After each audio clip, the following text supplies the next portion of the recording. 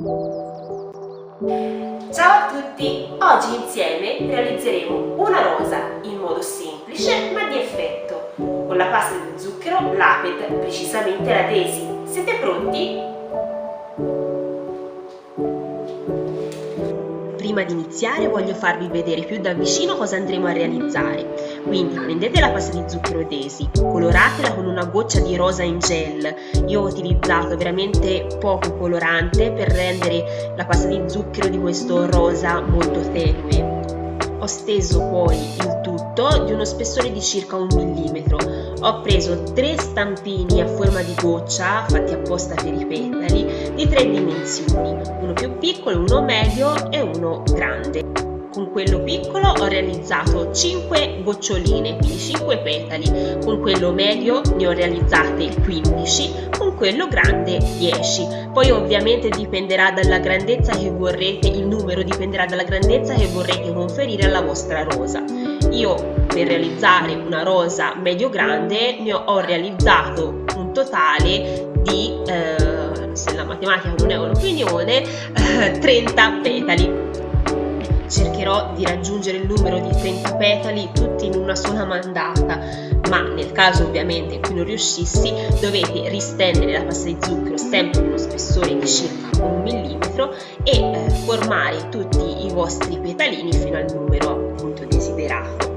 Una volta realizzate le 30 goccioline di medie grandezze, prendete ogni singola gocciolina e allargatela nella parte più stondata in maniera da assottigliarla, ma mantenendo sempre questa forma appunto a goccia.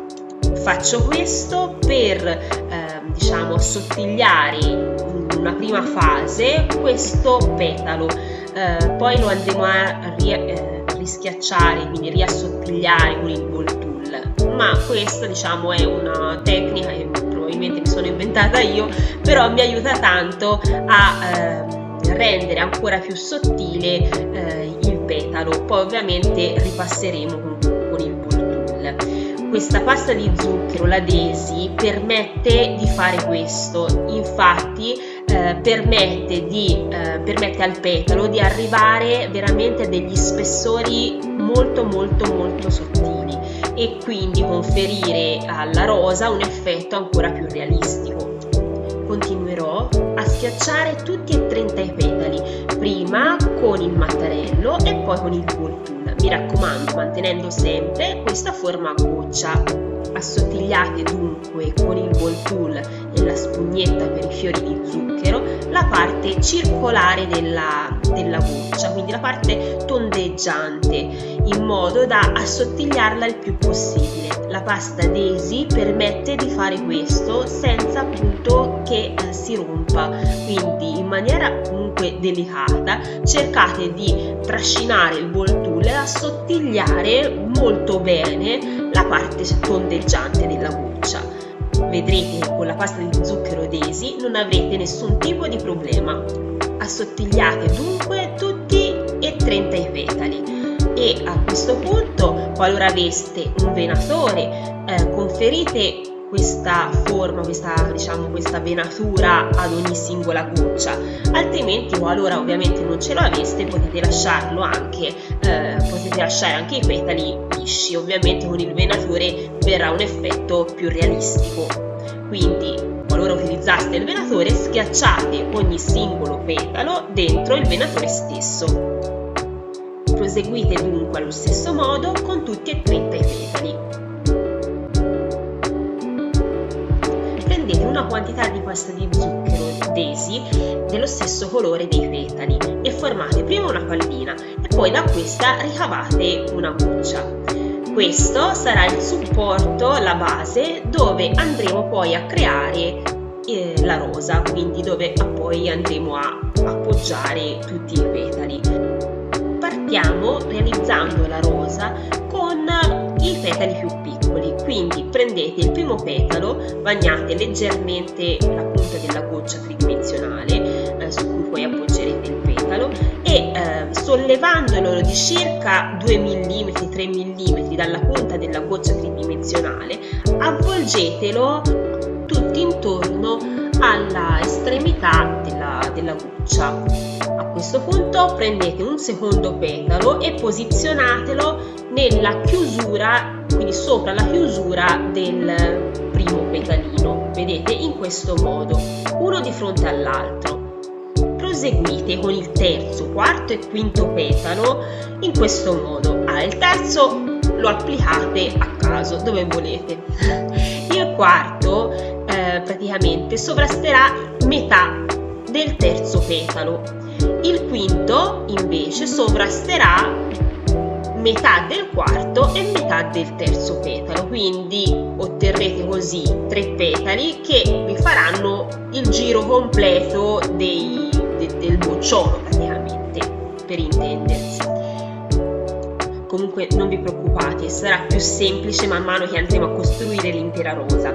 A questo punto utilizzeremo i petali di media dimensione. Prendiamo il primo petalo di media dimensione e lo sovrapponiamo per metà al quinto petalo di piccola dimensione.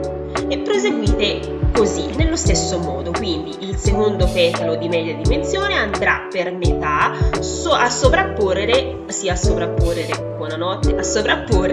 il petalo di media dimensione per metà e così via. Ovviamente ogni volta che andrete ad attaccare un petalo bagnate la parte su cui poi andrete ad attaccare il petalo stesso e continuate in questo modo fino a che non avrete terminato tutti i 15 petali di media grandezza.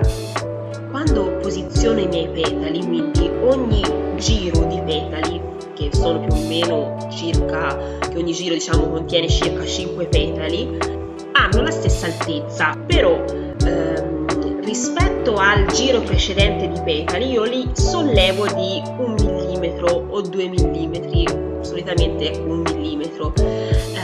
Quindi io man mano che vado a realizzare i petali li sovrasto e li faccio alzare di poco, insomma, quindi di circa 1 mm.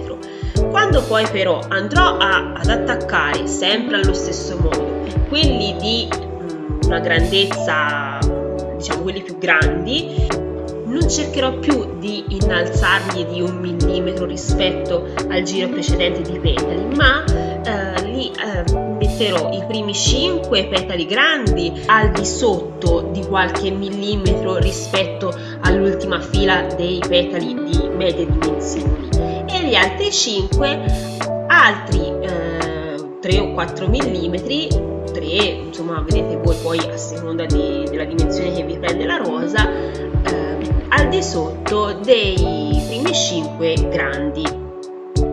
Ogni volta che attaccate un petalo, posizionate una goccina di acqua sopra la parte su cui andrete poi ad attaccare il petalo stesso e pizzicate metà del petalo di ciascun petalo, quindi la metà di ciascun petalo, in modo da conferire un po' di movimento alla rosa stessa. Vedete, io ho pizzicato la parte centrale del petalo e vi viene questa forma un pochino particolare della rosa. Continuate quindi fino a completare la rosa con tutti e 30 i petali. Dopo aver attaccato tutti i petali, schiacciate leggermente la parte finale della rosa in modo da togliere l'eccesso di pasta di zucchero. Vedete, io chiudo la rosa e schiaccio la parte finale in modo da eliminare l'eccesso, appunto, che non mi serve a niente. Dopo aver schiacciato quindi la rosa, la parte finale, e aver eliminato l'eccesso, riaprite i petali che ovviamente nella fase precedente si saranno leggermente riappiccicati, riattaccati l'un l'altro, e quindi riapriteli un pochino per riconferire questa forma naturale della rosa stessa. Grazie a tutti per l'attenzione, spero che questo video vi sia piaciuto e buon divertimento con la pasta di zucchero Lapid.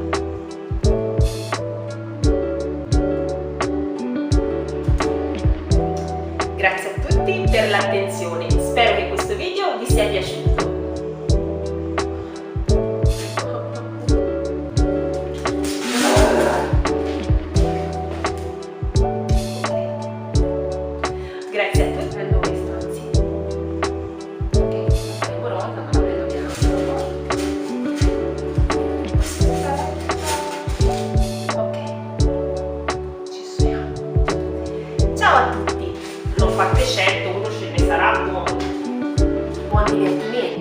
pasta di zucchero, l'Apid, forse la R